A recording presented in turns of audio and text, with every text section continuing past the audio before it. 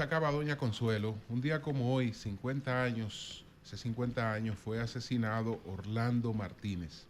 En principio, todas las líneas de investigación se fueron o por problemas pasionales o por problemas políticos. Y mucha gente que no tenía nada que ver con eso, varias personas que no tenían nada que ver con eso, fueron objeto de investigaciones. Sí, Sin embargo, la investigación final condujo a la autoría, por lo menos material. Sí. Entonces tenemos a Juan Miguel Castillo Pantaleón en la línea telefónica para recrear un poco la experiencia de esta investigación. Buenos días, Juan Miguel, ¿cómo estás? Buen día. Buenos días, buenos días. Vamos entonces a comunicarnos de nuevo con Juan Miguel Castillo Pantaleón, que hizo la investigación. Que hizo la investigación. Hubo, por ejemplo, 2 dirigentes del PLD que fueron investigados, fueron apresados, investigados por la... Y todo falso, ¿eh? Sí. Todo falso. Que fueron Diomedes Núñez y Cheche Luna. ¿Diomedes Núñez Polanco? No, Diomedes Mercedes. Diomedes Mercedes. Sí, que era un hermano. El emblemático Cheche Luna. Sí, Diomedes Pero, Mercedes sin y Cheche embargo, Luna. a los militares Para y desviar exmilitares, la atención. como Enrique Pérez y Pérez o Milo Jiménez, no los investigaron en ese momento. Sí, Y debieron haberlo investigado. Debieron haberlo investigado a ellos. Ellos mismos hacían las investigaciones. Exacto. Hubo un distinguido periodista al que se le calumnió también por razones personales. Un periodista. Se le indicó algún tipo de culpabilidad. No, el que dirigía el colegio de periodistas, cuando Orlando Ibi le decía, me quieren matar, y nos llevaba a nosotros los papeles que lo vimos, te vamos a matar. Sí. Le dije, puta, a ti no te van a matar nada, ¿verdad, Juan Bolívar? No te van a matar porque tú eres balaguerista. Buenos días, Juan Miguel. Vamos a ver, lo tenemos aquí. Juan Miguel, adelante. Gracias, Juan. Buenos días, Julio, Consuelo. Hola, Juan Miguel, Dios te bendiga. Me imagino que está Pedro también. Sí, allí. todo. Un abrazo, mi querido amigo. Bendiciones. Manuel Cruz, allí Chaé, de María Elena Núñez. Juan Miguel. María Elena, hola. Sí. Hola. Juan Miguel, vamos a recrear un poco la investigación y sus conclusiones sobre el caso Orlando Martínez. Sí, con gusto. Adelante, te escuchamos. Bueno, en el año 1995, yo me desempeñaba para esos años como juez de instrucción. En el esquema procesal de la época, los jueces de instrucción eran quienes realizaban las investigaciones de los crímenes, los apoderaban los fiscales o las parientes de las víctimas en el caso de homicidio o de cualquier otro crimen, la víctima. Y en el año 95, pues muy temprano al juzgado de instrucción se presentó la madre de Orlando Martínez, doña Adriana Hawley, viuda Martínez, con una pequeña comitiva. Estaba el doctor Abel Rodríguez del Oro, estaban sus 2 hijos, Sergio y Nilson. Estaba también Matilde, una sobrina que era periodista. Ellos querían reiterar la actuación procesal necesaria y mínima para que el expediente no prescribiese. Exacto. Ya que la prescripción para la persecución e investigación de crímenes es de 10 años. Al periodista lo mataron en marzo, un día como hoy, del año 1975. En el año 1985 hizo esa actuación el padre del periodista muerto, don Luis Mariano Martínez. Y entonces, como se iban a cumplir 10 años más, ellos reiteraron eso. Yo fui, les recibí, le pedí que la parte pública, porque ellos querían entregar una comunicación al juzgado de instrucción con fotógrafos y periodistas, que se mantuviera eso en la discreción, que lo recibiera el periodista, porque la labor de un investigador debe ser mantenida lo más sigilosa y secreta posible. Y entonces, si a uno le ve mucho la cara, pues entonces mucha gente se cohíbe de colaborar. Y efectivamente empezó a partir de ahí las actuaciones. Concretamente ellos deseaban que se citara al presidente Joaquín Balaguer. Recordemos que todavía para ese año el presidente Balaguer gobernaba. Yo me tuve que llevar el expediente para mi casa porque era un expediente polvoriento con cientos de páginas, mezclado con piezas de otros expedientes. Ahí estaba una parte del expediente del crimen de Gregorio García Castro, estaba también una parte del expediente del engranadazo de la Junta Central Electoral, bueno, y muchísimas salas de cucaracha también.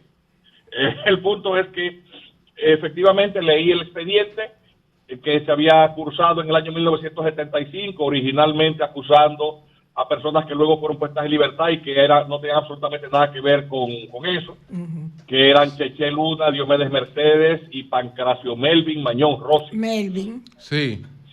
Y entonces resultaba evidente que la actuación inmediata necesaria era citar al presidente Balaguer. El procedimiento mandaba que en caso de determinado tipo de funcionarios, por su jerarquía, no se les citaba para que fueran a dar declaraciones, sino que el investigador, el juez, les requería que les fijaran una fecha a la persona que iba a ser requerida para que les recibiese, y entonces uno se trasladaba con el secretario a tomar las declaraciones. Eso era para presidente, vicepresidente, ministros, comandantes de plazas militares y ese tipo de funcionarios que no podían estarse ausentando de sus lugares de funciones. Entonces, efectivamente, la familia no la volví a ver, no volví a tener contacto con ellos salvo ese día, y pues hicimos provisión del auto de requerimiento correspondiente al presidente de la República. Fuimos a la Consultoría Jurídica del Poder Ejecutivo, le dimos curso por la vía formal, institucional, pero además también le acompañamos esto con una comunicación explicándole al presidente que había retornado al poder por 10 años más y que había publicado en su autobiografía, Memoria de un cortesano de la era de Trujillo, que tenía conocimiento del caso y que lo dejaba en una página en blanco, que eso era una mácula innecesaria, porque además eso es un crimen, se llama encubrimiento, es decir, el funcionario público está obligado a informar de la ocurrencia de una infracción, es parte de sus obligaciones como funcionario público, y de encubrirlo, pues obviamente comete un delito. Entonces, nunca me recibió, me trasladé a su casa también con el secretario, ahí nos dejaron cogiendo solo un rato, pero la diligencia, aunque infructuosa, no podía detener el trabajo que uno estaba obligado a realizar para dar una respuesta a la familia. Ese trabajo de investigación se hizo con mucho cuidado, el expediente estaba incompleto, los jueces de instrucción que habían realizado pesquisas anteriores habían partido de un expediente que evidentemente había sido estructurado con la finalidad de desviar y encubrir. Y entonces fuimos poco a poco, al expediente le faltaba incluso la autopsia. No tenía casi evidencia física. Eso nos obligó a irnos a las hemerotecas de todos los periódicos de la época y de publicaciones de la época. Nos obligó a irnos a los archivos gráficos de esos periódicos, a ubicar fotografías del lugar en que ocurrió el hecho, así pudimos reconstruir criminalísticamente con esta evidencia, ubicar a quién fue el médico legista que realizó la necropsia para reconstruir 20 años después la autopsia, e ir encajando todas y cada una de las piezas. Bueno, hicimos pesquisa donde nos imaginamos que podía encontrarse algún tipo de dato. Y tocando puertas y puertas, pues nos encontramos también con gente que sencillamente se sorprendía, gente que el rumor público señalaba sin ningún tipo de justificación, porque ese hecho produjo un verdadero terremoto político en la época. La renuncia de los mandos militares, pocos meses después cuando se designó el jefe de policía Nibar, que era cabeza de un clan militar adversario al del otro grupo muy poderoso que Balaguer denominaba los incontrolables. ¿Cómo? Los incontrolables. Los incontrolables. Sí, y entonces también... El que pasa es que Pérez Pérez fue el que dirigió la operación limpieza en la zona norte con los norteamericanos. Sí, y de ahí es que viene también eso. una cantidad de circunstancias históricas que confluían. Era una época muy convulsa. Muy convulsa. Los izquierdistas se mataban entre ellos, los militares se mataban entre ellos, los militares estaban fracturados, los constitucionalistas por un lado, la influencia de la embajada norteamericana que puso en práctica aquí los operativos de contrainsurgencia que luego se implementaron en otras partes del continente, porque estábamos en medio de la Guerra Fría, era una época muy difícil. Melton me está escribiendo, perdón Julio, Melton me está escribiendo, y recuérdate, Juan Miguel, que al año justo del asesinato de Orlando, asesinan el hermano de Orlando. En el curso de ese mismo año. Exacto, ¿verdad? Asesinan al hermano también de Orlando. Así es. Sí, y una fecha así mismo simbólica para que se supiera que estaba vinculado con el asesinato de Orlando. Gracias, Melton. Así es. Sí, y entonces, ¿qué ocurre? Que cuando se designa el nuevo jefe de policía en mayo del año 1975, que es cuando se produce entonces, a finales de mayo, la renuncia de los jefes de todas las ramas de las Fuerzas Armadas, se sustituyó el jefe de policía por el general de Rafael Nivar Seijas.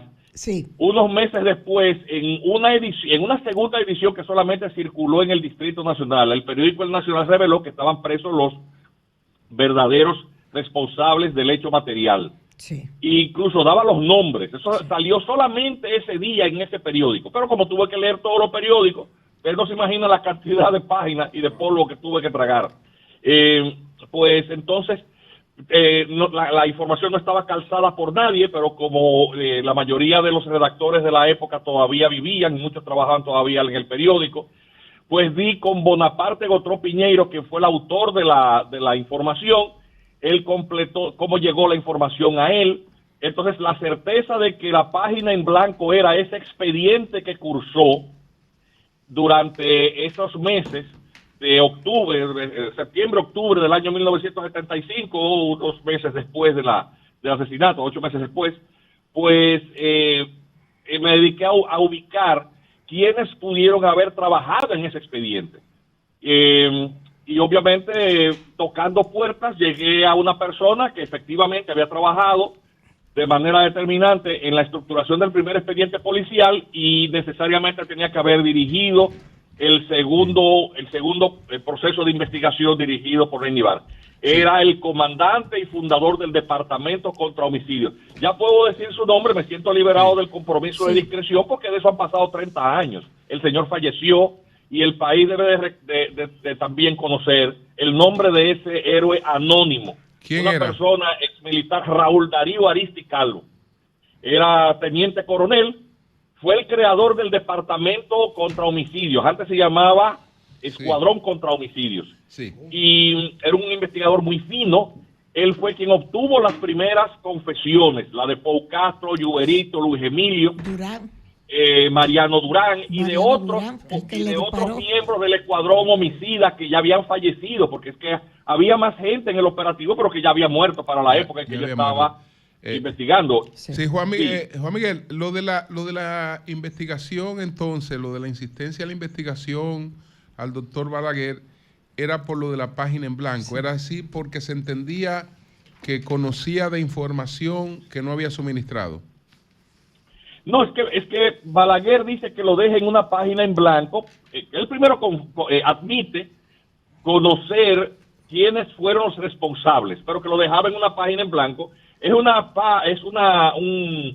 párrafo, porque esa página que es la página 333 del libro A Memorias de un cortesano de la de Trujillo, está cargado de maquiavelismo político. Sí. En el momento en que matan el periodista, sostenía una polémica muy agria con el profesor Bosch. Sí. Y el primer expediente iba encaminado políticamente, dirigido políticamente a culpar al expresidente Juan Bosch. A su gente, no a Bosch directamente, sino... Por eso es que se llevan a Cheche y esa gente. Sí. No vinculados, los verdaderos culpables. Claro. Consuelo, hay un detalle que quizás tú olvidas. La casa del profesor Juan Bosch fue cercada. Él estuvo a punto de ser arrestado. Sí, cierto. Claro. Y hubo un escándalo. Juan Miguel, escúchame, no estaríamos ante digamos, lo de la página en blanco, un recurso literario. Bueno, es un recurso literario porque es la misma página en blanco de Séneca con relación a la muerte de Agripina, que deja a la madre de Nerón, que deja una página en blanco para que el futuro la esclarezca. Después no pudo haber sido un recurso literario. Sí. Pero ¿por qué de todas las fotos del periodista elegir aquella en la que él está junto con el profesor Bosch?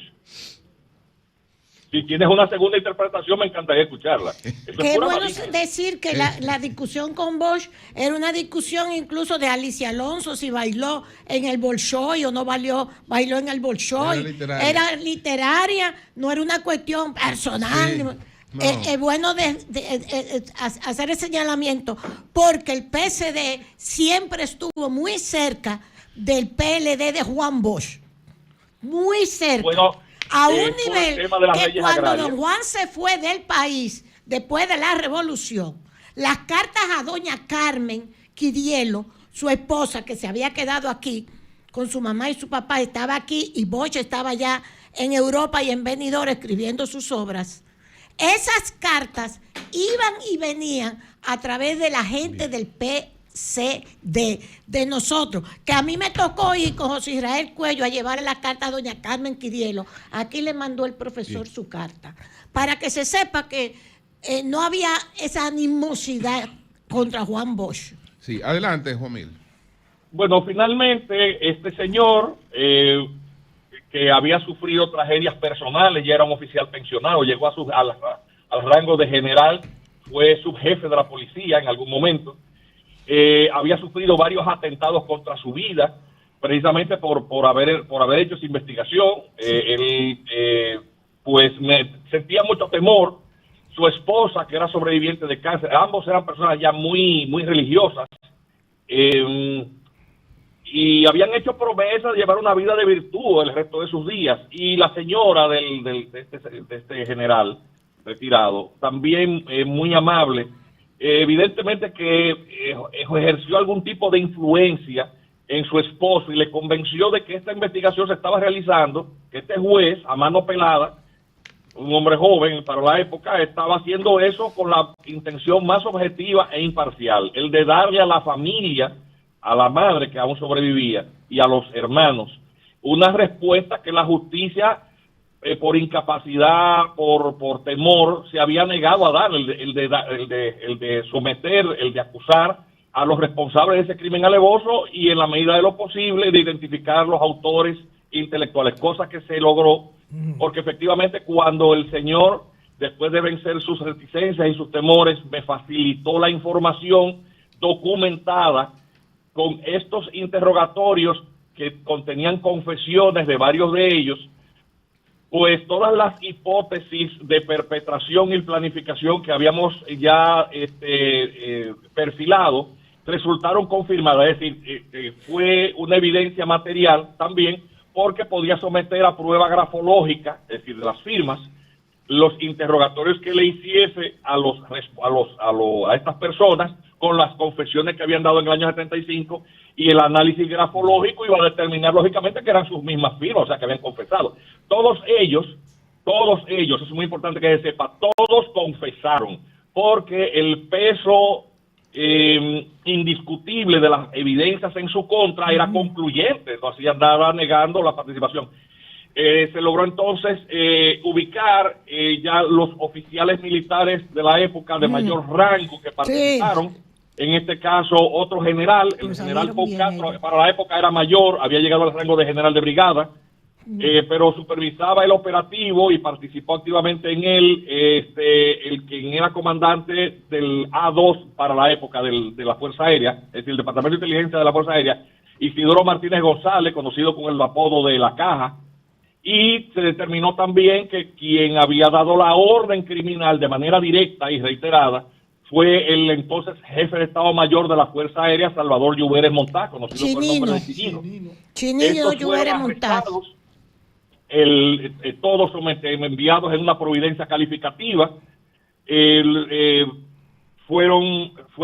señor Isidoro no llegó a juicio porque falleció, estaba quejado de cáncer. El señor Salvador Lluveres Montá fue de una manera inexplicable excluido por motivo de salud, pero murió de ancianidad 20 años después, más de 20 años después, en una villa de Casa de Campo. Es decir que, al final de cuentas, el expediente desde el punto de vista de investigación criminalística, fue un precedente. Sí, señor.